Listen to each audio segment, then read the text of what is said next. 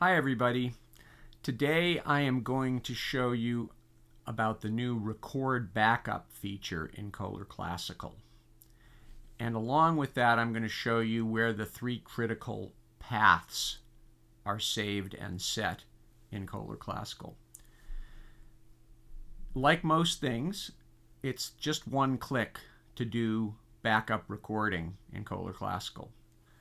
All you have to do is go to the Play Record menu, and then down here select Record Backup. That's it. And then automatically you'll be recording all your audio files to two places. But before I do that, I'm going to show you where these settings are and then show you how it works. First of all, if we go over to the Options menu, down to Paths, you'll see there's an All, Load, Record, and Record Backup. All is a window that shows you all three paths. Each one of these is a command that allows you to set that one path. First, I'm going to look at the All window.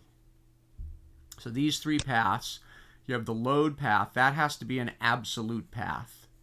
That's the path where you load takes from when you do the file load audio command, or when you do this command in the menu bar, this button, which is the file load audio. The record path is where it will record audio files when you do a record. That can be relative or absolute. If it's relative, as it is here, it records it relative to the directory where the RPP file is. So in this case, it would store it in a subdirectory of the RPP file directory called 8chch org audio files. The default for projects in Cohler Classical is audio files for the record path, a relative path relative to the project, but you can set it either relative or absolute. The record backup path, like the load path, must be an absolute path. Okay, currently those are both set to nothing, so for now I'll leave it like that. That's the normal setup.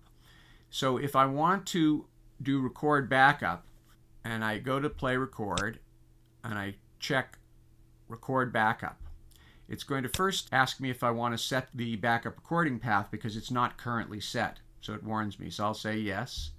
And now it'll give me a window where I can choose my record backup path. Let's make a new empty folder here. And I'll just call it backup rec. Let's call it that. Okay, it's empty. Click open. And it tells me record backup path has been set. Click OK.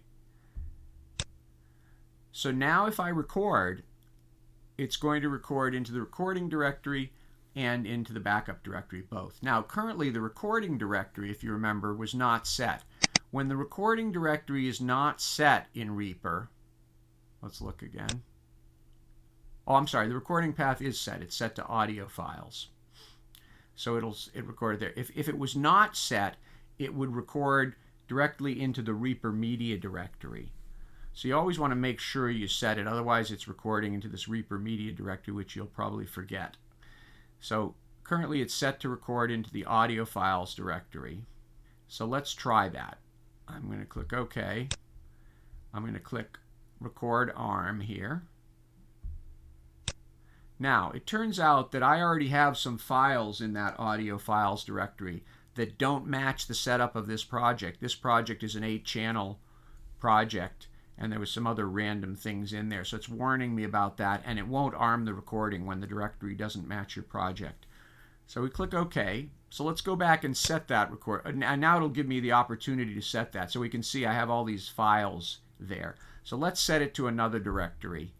And we'll just set it to REAPER Media, and we'll call it new folder, call it main rec. Great. Okay, and that'll be our main place to record. So now that path has been set. Okay, now we're armed. We're ready to record. So I start recording. I hit the record button, and we're recording. And as you can see, we're recording on all 8 tracks. We stop. There's my take 1. Let's say I come down here. and record take 2. And let's say I go up here and I record take 3. And there we are. We've now recorded 3 takes. Now let's go look at the directories, and you'll see that it's been already recorded simultaneously in both places. I go up to the top here. In main rec, there's my takes. So live 1, 2, 3, main left, 1, 2, 3, main right, 1, 2, 3, etc. Got 1, 2, 3 of all of them, and if I go to backup rec, I've got the exact same set of files. So that backup location can be anywhere. It could be on a separate disk drive, it could be on a SSD card, anywhere you want. You're automatically simultaneously recording 2 places, so that when you get to the end of a recording session, you don't have to spend another half an hour making a copy of your files. Now, if you try to record and you have not set the backup directory, then it will warn you as well. So let's say, for example, I turn off the recording and I close up this, and now I go into paths, all, and I delete this record backup path. But I still have the flag set for record backup. So what that means is when I go to record, it's going to remind me and say, hey, you need to set this path. Watch. Arm to record. It arms. I click record, and it says, recording backup is enabled, but secondary path does not exist. Set it now or disable or cancel. So if I want to set it now, I click yes, and then I can set it there. And it'll keep me here until I do one of those 3. If I want to cancel out, I can cancel out a record. But in any case, it protects you. It's going to tell you either when you go to record or when you turn on that flag. Now, if you didn't mean to do a backup record, if you just want to turn it off, you can choose that as well. When I hit record, if I say no, that will disable recording backup. So I disable it and I start recording. And there we are. Okay. So that now recorded take 4 only in the main directory, and if you come here, you'll see that record backup has been disabled.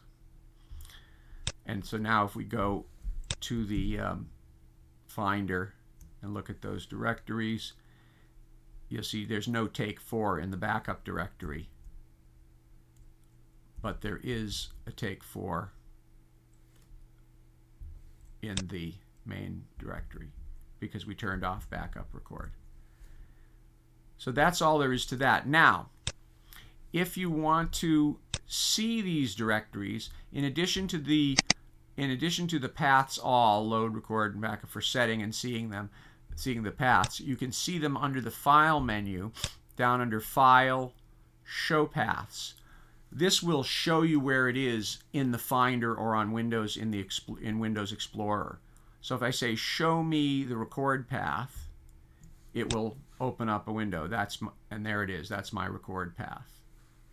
If I tell it to show me, show paths, the scripts directory, boom, there's the scripts directory.